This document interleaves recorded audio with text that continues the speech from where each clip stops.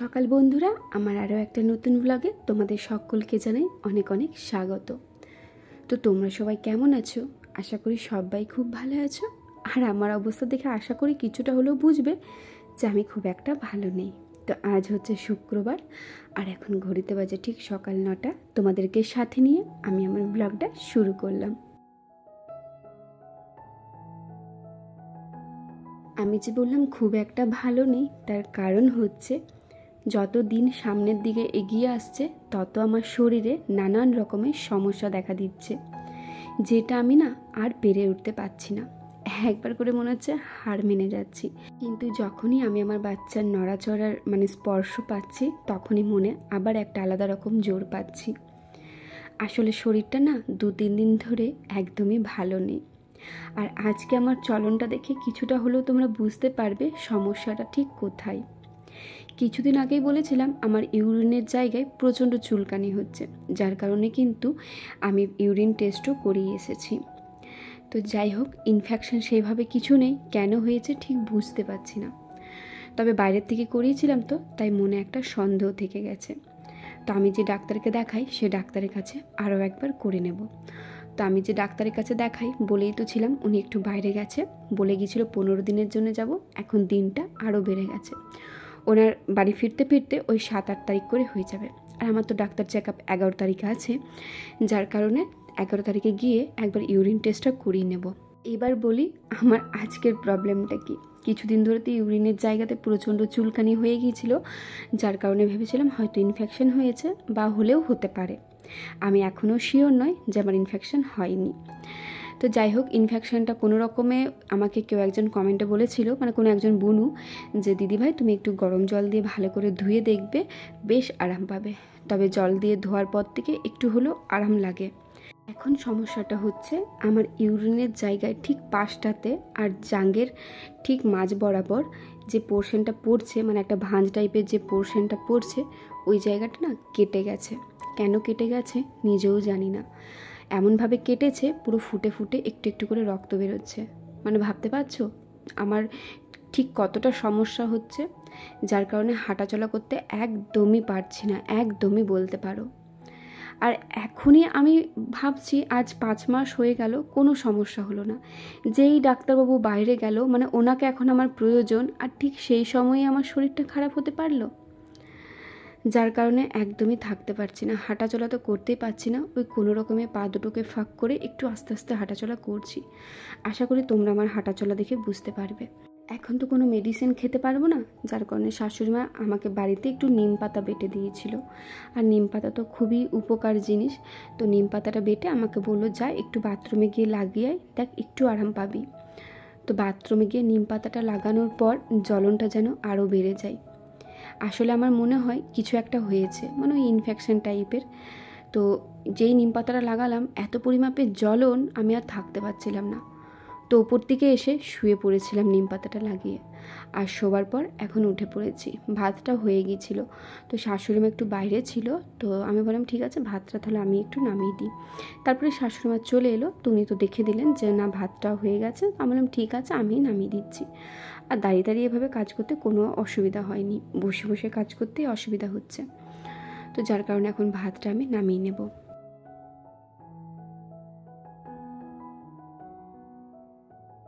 কথা বলার জন্য জানো তো গলার জোর পাচ্ছি না। ভাবতে পারছো শরীরটা ঠিক কতটা দুর্বল হয়েছে। সবাই বলে না যে মা হওয়াটা সত্যি বলতে একদমই সহজ নয়। এই জার্নিটা যে ঠিক কতটা কঠিন, আর এই জার্নির মধ্যে যে শরীরে কত রকমের সমস্যা আছে, সেটা একমাত্র একজন মাই বোঝে। যাই হোক, এখন ঘড়িতে বাজে ওই 12:30টার মতো। শুয়েই ছিলাম, সারাদিনটা শুয়ে বসেই কাটিয়ে দিয়েছি। তারপর না আর ভালো লাগছিল না। তারপর ভাবলাম কী করব। তারপরে নজর পড়লো এই যে টিভির দিকে না, নিচের যা কিছু আর কি ফার্নিচারগুলো আছে সেইগুলোর দিকে। দেখলাম এত পরিমাপে ছাই হয়ে গেছে, আমার দেখে না বলতে পারো অস্বস্তি লাগছিল। তো একটা কাপড় নিয়ে চলে এলাম, আর এইগুলোই এখন মোছামুছি করে নেব। শরীরটা ভালো লাগছিল না, আর সবসময় না আমি ওই শুয়ে বসে থাকতে পারি না, যার কারণে আরও বেশি খারাপ লাগছিল। তো ভাবলাম সবসময় যদি আমার মাথাতে ওটাই থাকে যে আমার শরীর খারাপ, আমার শরীরে কোনো প্রবলেম হয়েছে, তাহলে মনে হয় যেন শরীরটা আরও বেশি দুর্বল হয়ে যায়। নিজের মনে জোর পাওয়ার জন্য কাজ করলে আমার মনে হয় আমার শরীরটা অনেকটাই ভালো থাকে। তো এইদিকে দেখো, তোমরা টেবিলটা দেখলে বুঝতে পারবে ঠিক কত পরিমাপে আমাদের এখানে ছাই পড়ে। হাত দিলে না কেমন যেন একটা রেখা টাইপের হয়ে যাচ্ছে, মানে এত পরিমাপে ছাই পড়ে। ওই তোমাকে 2 দিন 3 দিন পর পরই মোছামুছি করতে হয়, তবে 2-3 দিনে সম্ভব হয় না, ওই সপ্তাহে 1 দিন মুছে নিই।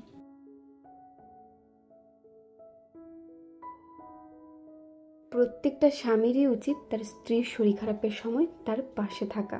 আর এই শরীর খারাপের সময় যদি কাছের মানুষকে পাশে পাওয়া যায়, তাহলে কিন্তু শরীরটা মনে হয় অনেকটাই যেন ভালো আছে। আসলে অনেকেই বলেছো দিদিভাই তোমার হাজব্যান্ডকে ভিডিওতে নিয়ে আসবে, তবে কি জানো তো, আমার হাজব্যান্ড এই ভিডিও করা খুব একটা পছন্দ করে না। আমি করছি ঠিক আছে, কিন্তু ও ভিডিওতে আসতে চায় না।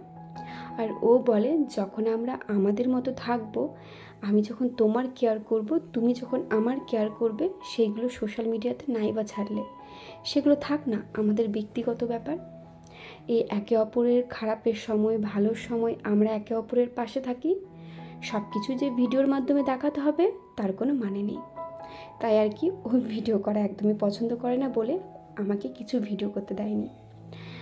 তবে আজকেও কিন্তু ডিউটিটাও যায়নি, ডিউটিটাও ছুটি নিয়ে নিয়েছে, যেহেতু দেখলো আমার শরীরটা প্রচণ্ড পরিমাপে খারাপ। ও বাড়িতেই ছিল আর সব সময় আমার পাশেই ছিল। যখন যেটা দরকার হচ্ছিল ওকেই বলে দিচ্ছিলাম যে এটা করো সেটা করো, আর ও সব করে দিচ্ছিল। আর আমাকে জানো তো বকাবকি করছিল যে তোমার এই শরীর খারাপের সময় এগুলো করা কি খুব একটা দরকার। তোকে আমি একটাই বোঝালাম, দেখো সবসময় যদি আমি শুয়ে থাকি আর সবসময় যদি আমি এই জিনিসটা মনে করি যে আমার শরীর খারাপ, আমার শরীর খারাপ, আমার শরীর খারাপ, তাহলে কিন্তু শরীরটা আরও বেশি খারাপ লাগে। বা সবসময় যদি এই জিনিসটা মনে করি যে আমার শরীরে কিছু একটা প্রবলেম হয়েছে বা যে জায়গায় প্রবলেম হয়েছে সেটা নিয়ে যদি সবসময় ভাবতে থাকি, ব্যথাটা কমবে কি আরও বেড়ে যাবে। তার কারণে বললাম আমাকে একটু আমার মতো থাকতে দাও, দেখো আমার শরীরটা অনেকটাই ভালো হয়ে যাবে। যদিও হাঁটাচলা করতে অসুবিধা হচ্ছিল, তবে এই কাজগুলো করছিলাম বলে আর কিছু মনে হয়নি। ও পাশ থেকেই দেখছিল আর হাসছিল, বলছে সত্যি তোমরা মেয়েরা পারো বাবা, একটা শরীর খারাপের মাঝেও কি সুন্দর হেসে খেলে কাজগুলো করে নিচ্ছ।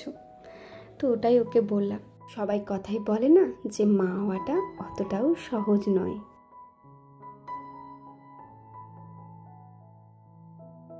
তারপরে দুপুরে খাবার খেতে বসে গিয়েছিলাম, আর আজকের মেনুতে ছিল ভাত, এদিকে লাউ আর ওই ছোলা দিয়ে একটা সবজি করেছিল, আলু করলা ভাজা, টক দই আর আম চাটনি।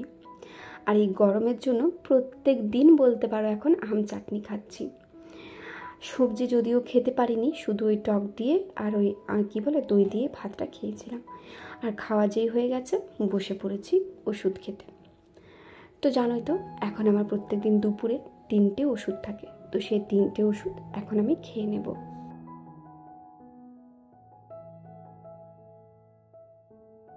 আমি জানো তো সবসময় একটা কথা ভাবি, যে হাজব্যান্ডগুলো বাইরে কাজ করে বা ওয়াইফরা বাড়িতে একাই থাকে শ্বশুর শাশুড়ির সাথে বা নিজের বাবা মায়ের সাথে, তাদের ঠিক কতটা অসুবিধা হয় যখন আর কি কাছের মানুষকে কাছে পাওয়ার সময় তখন তারা কাছের মানুষকে পায় না। এই জিনিসটা না খুব খারাপ লাগে।